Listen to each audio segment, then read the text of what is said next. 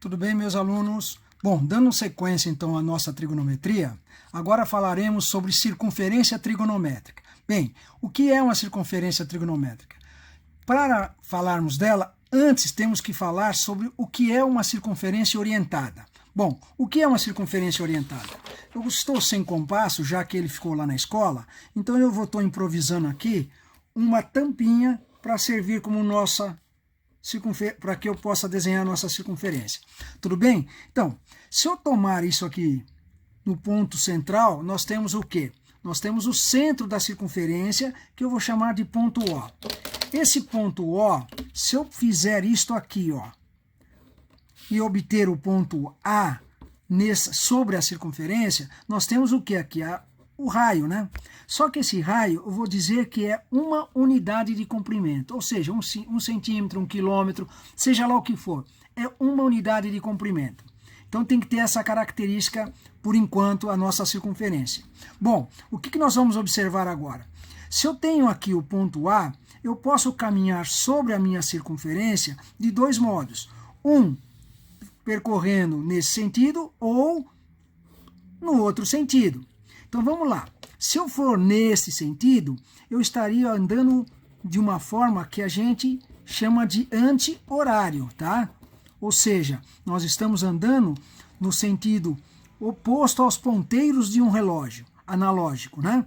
E se eu vier aqui do ponto A e vier nesse sentido, eu estarei andando no sentido horário, ou seja, em concordância com os ponteiros no sentido de giro dos ponteiros de um relógio analógico. Bom, então vamos lá. Se eu sair desse ponto aqui e percorrer, por exemplo, até esse ponto que eu vou chamar de B, vocês concordam que eu percorri um arco AB? Então, esse arco AB, a ele está associado o quê? A medida de um ângulo central.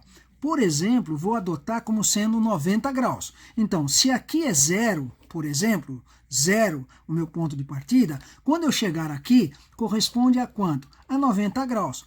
Mas 90 positivo. Por quê? Porque na circunferência orientada, e na circunferência trigonométrica, na verdade, nós adotamos como sendo o positivo quando eu ando no sentido anti-horário. Então, é mais 90 graus.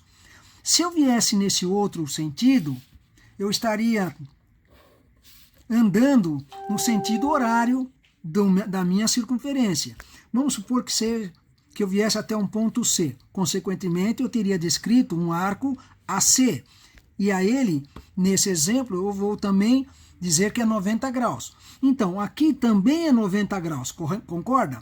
Só que tem um detalhe. Como é no sentido horário, na circunferência trigonométrica, convencionou-se dizer que nesse sentido não vai ser 90 graus, e vai ser menos 90. Bom, então, circunferência orientada, basicamente é isso. Eu estou definindo como eu posso caminhar sobre ela. Claro, se é 90 graus, em radianos, todo mundo aí já está craque, né? Então tá certinho assim, ok? Então, se eu fizer isso, eu posso também, agora vamos simular a seguinte situação. Saí de A, passei por B e vim até o ponto oposto a A. Bom, se é um ponto oposto, significa que eu então percorri um arco de quanto? A medida angular de 180. Então, a esse ponto eu vou associar 180 graus, ou π, tá?